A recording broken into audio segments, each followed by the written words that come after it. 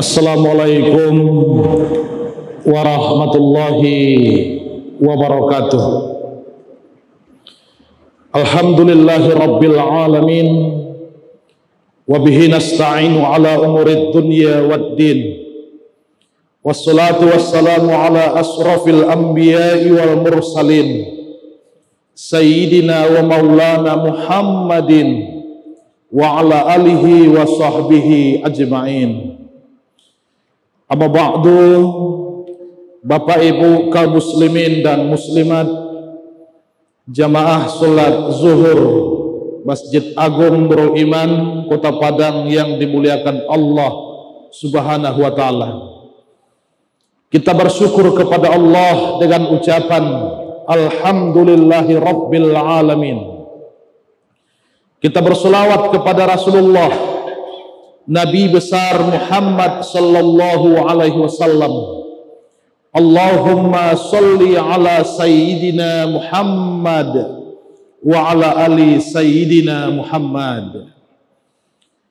Kaum muslimin, Bapak Ibu jamaah salat zuhur yang dirahmati oleh Allah, hari ini kita sudah berada pada tanggal 11 Juli 2021, dan bersamaan hari ini juga kita telah berada pada tanggal 1 Zulhijjah 1442 Hijriah.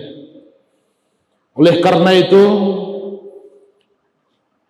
jarak kita dengan lebaran haji yang disebut juga dengan lebaran korban atau juga hari raya Idul Adha hanya 9 hari ke depan. Kalau usia sampai umur masih Allah berikan kepada kita semua, kita akan hari raya lebaran korban, hari raya haji, hari raya Idul Adha nanti pada tanggal 10 Zulhijjah, tepat pada hari Selasa tanggal 20 Juli. Bapak Ibu, dalam Al-Quranul Karim surat Al-Kautsar ayat 1, 2 dan 3, Allah Subhanahu wa taala berfirman, A'udzubillahi minasyaitonir rajim. Bismillahirrahmanirrahim. Inna a'toina kal kausar fasolli li rabbika wanhar inna syani aka huwal abtar.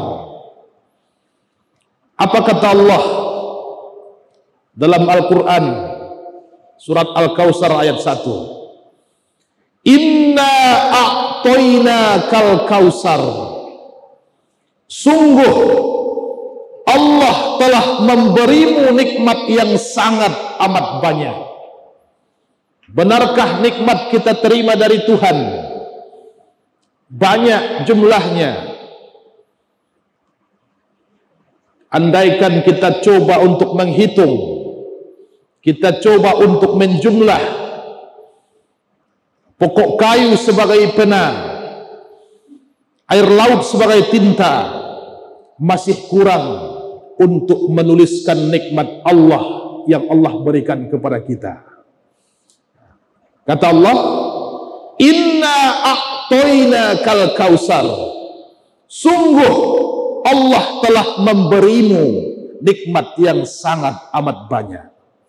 Apa makna yang terkandung dalam ayat 1 ini? Perintah bersyukur kepada kita semua. Maka dalam surat Ibrahim ayat 7 Allah tawarkan kepada kita, la in syakartum la azidannakum wa la in kafartum inna azabi lasyadid. Kalau kamu mau bersyukur terhadap nikmat yang telah aku kasih kepadamu, aku berikan untukmu, nikmat itu akan aku tambah, kata Allah. Tapi ayat itu tidak berhenti sampai situ. Wala in kafartum inna azabi lasyadid. Tapi kalau kamu engkar, tidak mau berterima kasih, kamu kufur, kata Allah. Ingat, azabku sangat amat pedih.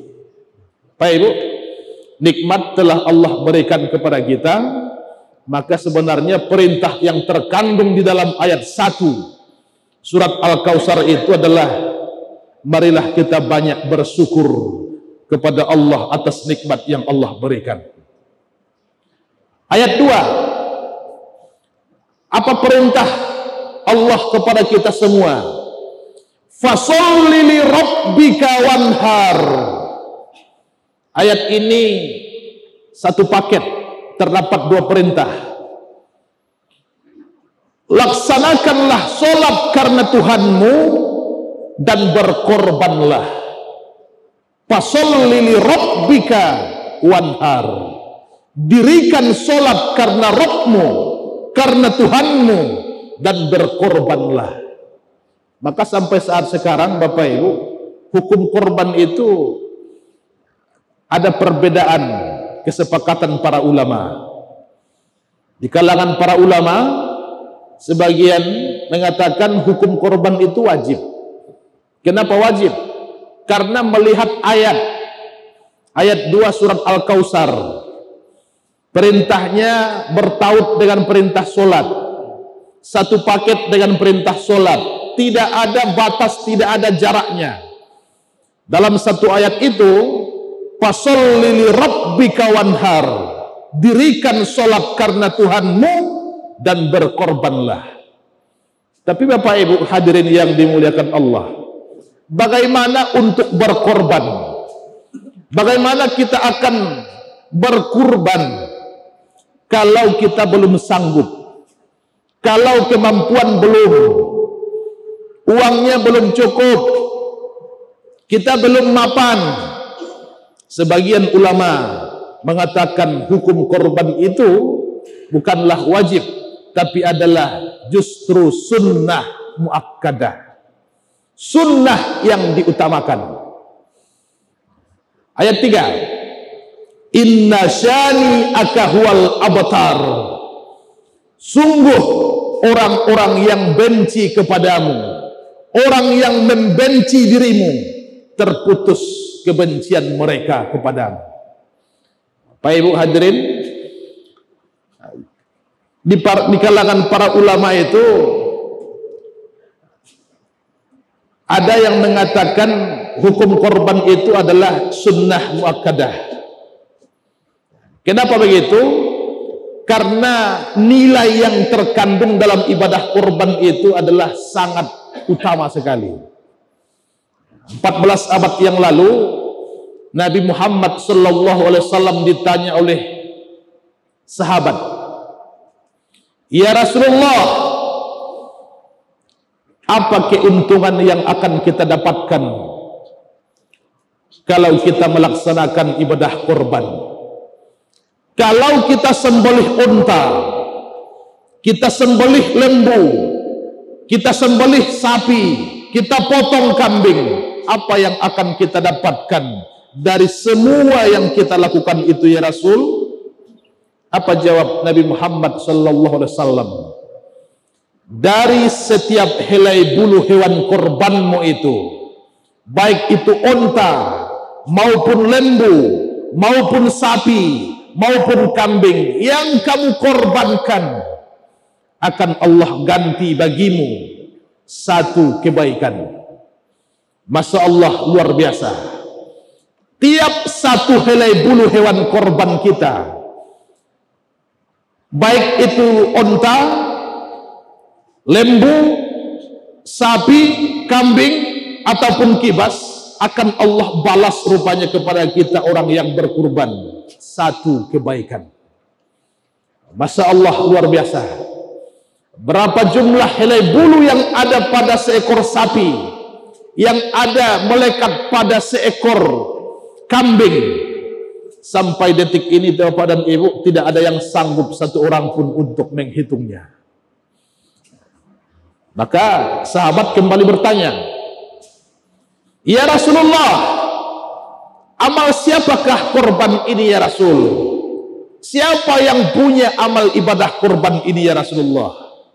Apa jawab Nabi Muhammad sallallahu alaihi wasallam?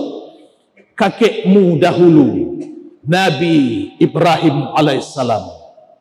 Rupanya Bapak Ibu, kita sekarang yang berkurban ini adalah hanya melanjutkan sejarah, melaksanakan syariat, dan perintah berkurban telah Allah perintahkan, telah disyariatkan dalam kitab suci Al-Quran, sudah turun-temurun dari para nabi dan rasul yang hidup di masa lampau. Bahkan kalau kita tengok sejarah, kurban kita hari ini belum ada apa-apanya dengan umat nabi dan rasul yang hidup di masa lampau. Dulu Bapak Ibu hadirin, ketika usia Rasulullah 63 tahun, 63 tahun umur Nabi Muhammad sallallahu alaihi wasallam, ketika itu Rasul berkorban. Berapa jumlah korbannya? 100 ekor unta. Ini bukan Pak dan Ibu jumlah yang sedikit. Itu Nabi Muhammad ketika umurnya 63 tahun mencapai jumlah 100 ekor unta. 70 ekor Nabi Muhammad yang menyembelih. Siap 70 ekor, dipanggillah menantunya Ali bin Abi Thalib yang nikah dengan Fatimah, punya anak Hasan dan Husain. Ali panggil Rasulullah, ya Rasulullah, kemarilah engkau. Ada apa ya Rasul?